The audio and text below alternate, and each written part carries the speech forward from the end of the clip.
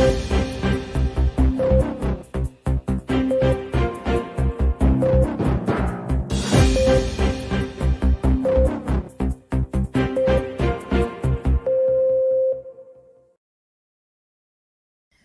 and welcome to Voice of the Nation. You're with me, Nina Nirasha Malisak Lamir. And for today's topic, we are going to discuss about Basom, or its official name is the salmon. As we know that this mouth-watering, delicious fish was introduced in Thailand about 20 years ago with its known very pricey. However, now the price become friendlier and affordable. And it is even used in the main ingredient in a host of Thai dishes such as the divine yam salmon or what we know as the savory spicy Thai salmon salad. And of course, the salmon in Thailand mostly are imported from Norway. So we can't deny that salmon has become the country's favorite fish. And you might even be surprised to know that Thailand ranks third in the growing salmon's online shopping markets after China and South Korea. So without further ado, please welcome Mr. Asbjørn Warwick Resvets, the Southeast Asia Regional Director of the Norwegian Seafood Council, or NSC, to enlighten us about this delicious fish. สวัสดีค่ะ สวัสดีครับ Swadika, welcome to Voice of the Nations, and thank you for joining our programs. Thank you for having me. Thank you. So, may I call you Mr. Abi? Yeah, do that. That's my nickname, so that's easier. Asbjørn is a bit difficult to pronounce. Yeah, so nice to have you here. So first of all, you know that salmon is very popular in Thailand. Thai people love salmon. It has become probably the national fish right now. So could you please tell us about the consumer market demand for salmon, especially the Norwegian salmon in Thailand right now, and of course also in the past few years during the COVID-19? Yeah, we have seen that in Thailand, like in many other countries, we see that salmon comes into the market. It grows very fast, and it takes the position as the most wanted fish among consumers, and it's rolling on the trend of the Japanese cuisine. As salmon was introduced in Japan in the 80s, it has kind of been a really important part of sushi and sashimi trend, which is extremely popular here in Thailand. Plays an important part of culinary. Yeah, and it's kind of the trend with salmon has followed the global sushi trend, and in many cases I say that we will probably not have a global sushi trend if it hadn't been for Norwegian salmon. So that is because the volumes that we have been able to produce in Norway has made this possible. But what is interesting now is to see that in Thailand we also see that salmon becomes a part of the Thai cuisine, as you mentioned in the start here. So we are happy to see that the growth, and it has been growing steadily over 20 years, as you say. And even during the pandemic, we have seen a growth in consumption of salmon and fjord trout here in Thailand.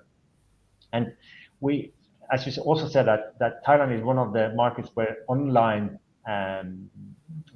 consumption is very high, and in Asia it's only China and South Korea that is ahead of Thailand. And the fact that you can order whatever you like and have it delivered on your door within 30 minutes, it's amazing, and that is also something that are driving the consumption of salmon, especially during the pandemic. We like something convenient. Yeah. How is the consumer behavior for the past 2 years? Well, what we have seen that is that a lot of people are eating more at home. They are both cooking more at home, but they are also buying more ready-made meals to consume. And with the platforms we have here in Thailand with GrabFood and Lineman and so on, there's a huge accessibility to different kind of food, and maybe it's also so that during the pandemic we have been a lot at our houses and our apartments, meaning that we want to treat ourselves with some good food, and then salmon comes up as a very, very good alternative to many Thais. Mm-hmm. And could you please talk about the Thai market right now? What is your market share of the Thai markets? And I've heard that your sales has gone up for the past 2 years against the trend, even during the COVID-19. And demand of the, let's say, the salmon in Thailand is continue to increase. And as well as, are there any demand of the other Norwegian seafood, for example? Yeah, what is actually interesting is that we have lost market share during the pandemic, even though the volume has increased. So Thailand has also imported more fresh salmon from Australia, and so the total volume in Thailand has gone up during the pandemic, and also the Norwegian consumption. The reason why we have seen that the Australian salmon has come into the market is that we have the Australian consumption has gone down, or the tourism has gone down, and then they have had the availability to export. But we see now that we are taking those shares back because Australia needs their own salmon because they don't have that much production for their own consumption. Yes. Well, since you compare that, I would like to ask what makes Norwegian salmon or Norwegian seafood is so unique about it. Well, first of all, the salmon is an Atlantic salmon, meaning that it can be produced in the Pacific, it can be produced elsewhere, but its natural habitat is in the Pacific, is in the Atlantic Ocean, and the cold, clean waters of Norway makes the salmon and the fjord trout unique to us because it grows slower when it's cold in the water, and that also makes the texture much more firmer. So it's differences between the Atlantic salmon depending on where it's produced, and of course you also see differences between, because Norway, as you may know, it's a very stretched country going from the latitude of 71 degrees down to I think it's like 50 degrees, and meaning that it's very cold. Temperature in the water up north is a lot colder than down south. So you also see differences between the locations in Norway. Are you saying it's because of the cold temperature would make the meat more sweeter, delicious? Yeah, we see that. Of course, Norway has a lot of different species of seafood, and we have, for instance, as I've been mentioning, salmon and trout, but we also have cold water prawns. We have king crab. We have also mackerel, that is an extremely popular product here in Thailand. Right now. Right now, and the Norwegian mackerel is extremely juicy. It's the most fatty mackerel that are on the market compared to other sorts, and that is also the most preferred mackerel in the global market. So yes, the cold water makes something with the fish meat, and it tends to be a little bit sweeter on taste, especially for the shellfish like cold water prawns and king crab.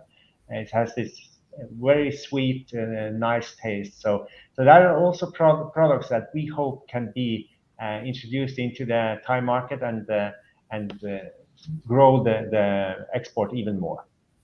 So we're expecting to see more and more Norwegian seafood apart from the salmon and trout and even the mackerel. Yeah, mackerel has been the consumption of Norwegian mackerel is quite big here in Thailand. It's about 10,000 tons a year. So, and there Norway has the dominant market share. So Thais already like Norwegian products quite well. And when we have this business relation, it is also natural to explore other species, because when we connect with when Norwegian companies connect with Thai companies, it's natural to explore what kind of other seafood could be of interest to the Thai market, and also the other way around, what kind of seafood products from Thailand could be of interest in Norway, and we see that for instance the shrimp that are produced in big volumes here in Thailand are very popular also in Europe and in Norway. So it's nice that we can exploit each other's products and for Norwegian and Thai seafood, because I believe that we are not competing. We are making people eat more seafood in total because there are different dishes that are made from Norwegian seafood compared to Thai seafood. So I think this is a situation where we can together make Thai people eat more seafood, and that is a benefit for the health of Thai people. As we know, seafood is a very healthy protein. And explore more varieties of seafood from overseas, both from local and overseas as well. So a few years ago, the NSC shifted its headquarters from Singapore to Thailand. Clearly, you see potentials in the Thai markets. How important is the Thai market in ASEAN? And how important is the Thai market for the NSC? Well, the Thai market is by far the biggest market and the most important market in Southeast Asia. We have had the office in Singapore for quite a while, but as we saw the export numbers changing from where Singapore became stabilized on a level, we saw Thailand was surpassing Singapore in volume, and it was natural for us to seek to be in the market that are the fastest growing. And if we look at the Southeast Asian countries, we see that Thailand is by far the one that have the biggest consumption and also the biggest growth. And upcoming, we see that Vietnam is kind of coming into the same trend as Thailand, but are still lacking behind. But is also kind of a market that we believe will follow the same trend as we have seen here in Thailand for the next 10 years. So it will be very interesting to see the development. And I also have to say that when it comes to species like fjord trout, Thailand is now becoming one of the most important markets for Norwegian fjord trout globally. So just now, it's only the US that is bigger than Thailand on fjord trout. And that is also kind of special circumstances because of the war in Ukraine, because Eastern Europe used to be a big market for fjord trout, and that situation has made it a little bit difficult for the fjord trout. And then we see that the Thai market is taking that position as a second biggest market for fjord trout. When it comes to Asia in general, we see that it's only Japan, South Korea, and China that consume more than Thailand. So Thailand is the fourth most important market in Asia. Just because we love salmon. Yeah. But apart from Thailand, we have Vietnam. What about other Southeast Asian countries in ASEAN? Is salmon or Norwegian seafood popular? For example, in Cambodia, where it has its own seafood as well, or even in Laos. Yeah, we see that there's a slowly growth to those markets. They are quite immature compared to the situation in Thailand and especially Singapore, which is very mature. But we believe that these countries will also get a taste of salmon and we'll see that we will have a growth in those markets as well. Why do you think salmon or Norwegian seafood is so popular in Thailand? Well, what we have seen is that the salmon is, of course, a front runner for Norwegian seafood. And after the salmon was introduced in the 80s, slowly has taken the position as the most popular fish in the market. So we are, for now, we are exporting to 110 different countries from Norway, just salmon. And that is a remarkable number of countries. And in all of those countries, we see that salmon is becoming extremely popular. So all over Europe, for instance, all the nations in Europe, the number one fish is salmon. And that is if you go 20 years back, that was not the case. Is it because Thai people are more open to other cuisines, or but because Thailand also have varieties of cuisine as well? Is it because of this behavior, consumer trends that makes the Norwegian salmons become very, very popular in Thailand? Well, it's hard to say what's specific about Thailand that we see the growth just now. But if we compare with other countries, we see kind of the similarity that salmon, when it are introduced, it often are on the back of a sushi sashimi trend. And as you may know, Bangkok is the one city outside of Japan that has the highest density of Japanese style restaurants. So of course the marriage between the salmon and the sushi sashimi trend is extremely important for that growth. And I think that you can see that in Thailand there's a trend for sushi sashimi, and it's also a trend for high-end restaurants. So and in that picture, the salmon and many other Norwegian seafood fits very well. It's seen and introduced. So surely that the value of fish and overall seafood exports from Norway to Thailand or to Southeast Asia is high, especially in Thailand, as you mentioned. How do you grow your market while keeping environmentally sustainable? Because the demand is high, but we have to keep things sustained as well. And that is extremely important for the Norwegian industry and also the Norwegian government, which has very strict regulation on how to produce salmon, and that's also why we see that there's a limitation on production. So you said in the start of the program that salmon has become affordable. Yes, that is the case compared to many years ago. But we also see that we have right now we have a very high price growth on salmon, and that is due to that we see that the world production and the Norwegian production is not enough to cover the growing demand over in all the global demand. But for us, sustainability and transparency is key, and it's so important, and therefore we cannot produce more and just say that there's a demand so we have to produce. We need to do that in a sustainable way, and that is so important not only for the salmon but all other fish that we are working with. And fisheries industry. Yeah, the fisheries of course is extremely important for Norway. Norway has a very long coastline, and we have lived off the sea for generations, and we say that in our when we communicate about the fisheries and the aquaculture industry, we say that if it hadn't been for the fish in the sea, we would probably not be living in Norway, because it's so cold. Why should we live there if we cannot live off the sea? So for us, the sea is extremely important, and taking care of the sea and producing in a sustainable way, it's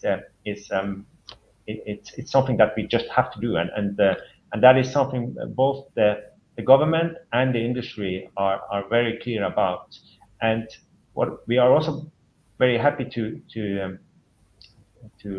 see is that among all global protein producer, Norwegian fish farming companies has 2 years in a row been priced as the most climate friendly protein producer in the world. So salmon farming is by far not only in the way we do it in the sea, but also on a climate level, it is very sustainable production. So consumers should be happy while consuming delicious salmon. They also should be happy about, like the products they support is actually environmental caring or friendly, and that's how we return our actions back to the nature.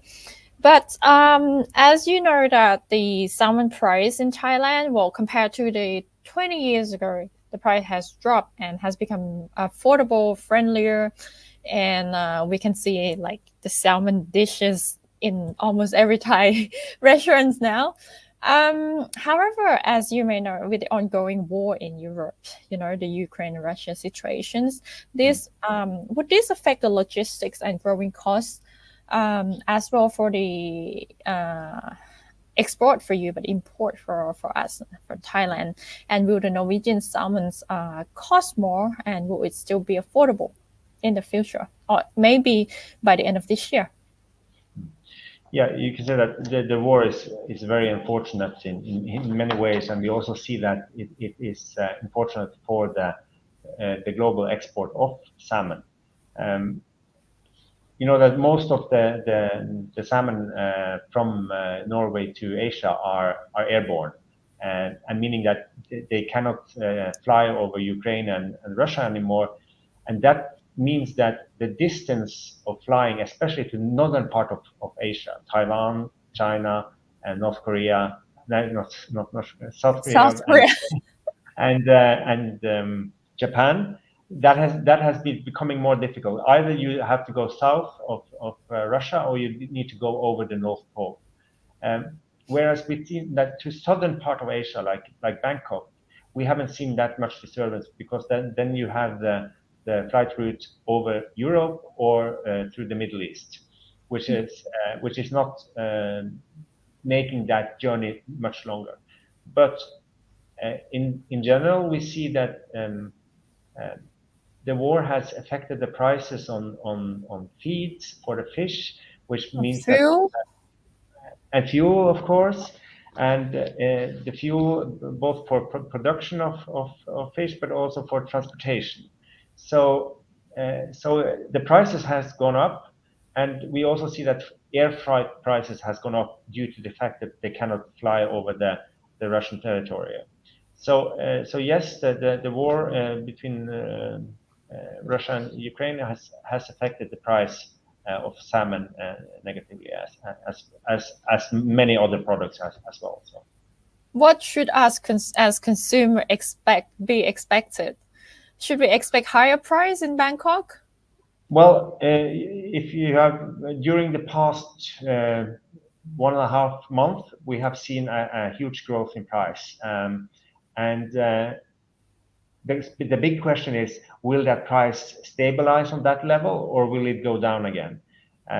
It's hard to tell, but what we see from forecast of production and the forecast of demand, and not only in Thailand but globally, we see that the demand are higher than the production, and we expect that prices will be quite high going forward. So I think the numbers we see now, we will probably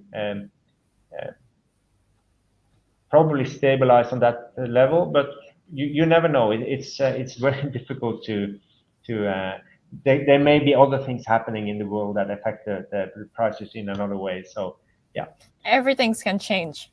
everything, and that the experience from the 3 last years, we know that things can happen that you never imagined would happen, and yeah.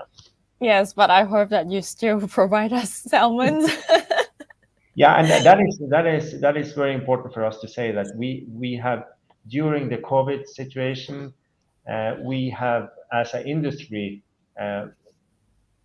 been very focused on keeping the production up and going, and even the national authorities have said that the salmon producing industry and the fisheries, they are vital to the world's to the feed to the world. So this is something that we need to protect during COVID. And you may not know that, but Norway is the second biggest exporter of seafood globally. So Wow. a tiny country, but we are one of the biggest exporters of seafood. So 2.6 million tons of seafood are exported from Norway every year. What is your main market? Southeast Asia or North Asia Uh, or?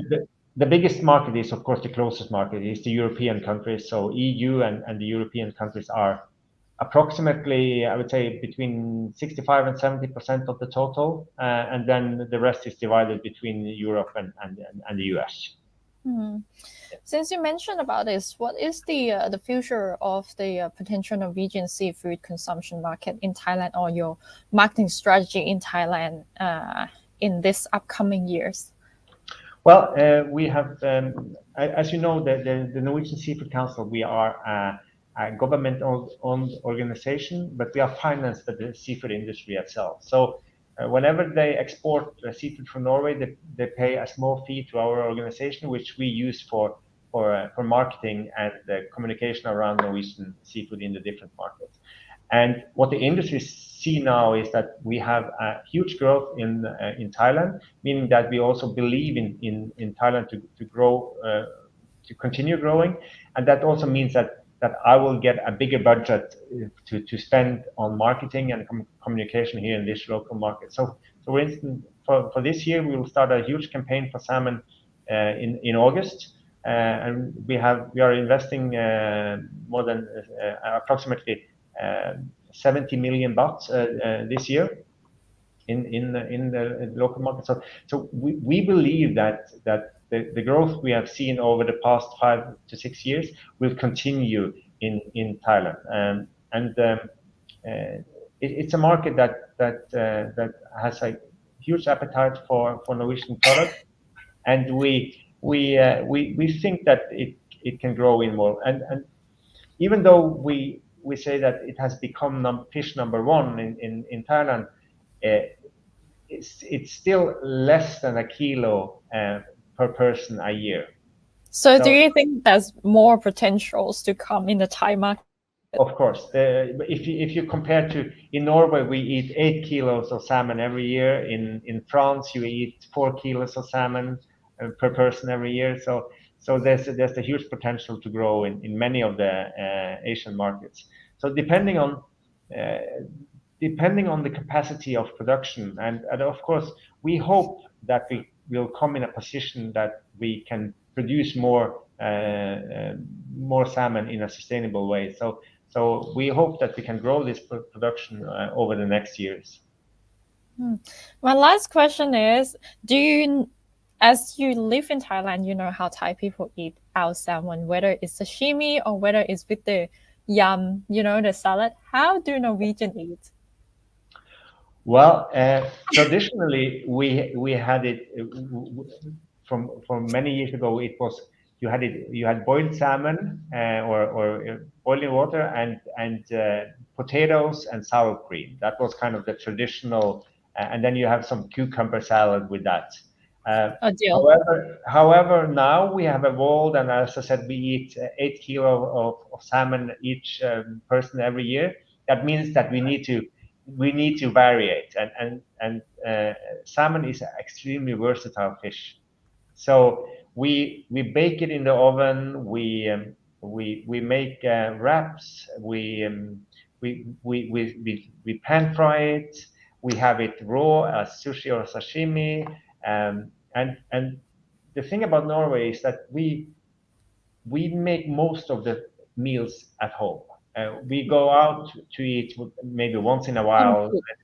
Yeah, so home cooking is very, very usual in Norway, and salmon has become a fish that is very easy to succeed with. So I have to say that we do it in many different ways, but the most popular way I would say that has become is to bake it in the oven together with vegetables, maybe some sauce on top, and then eat it together with rice, pasta, or potatoes.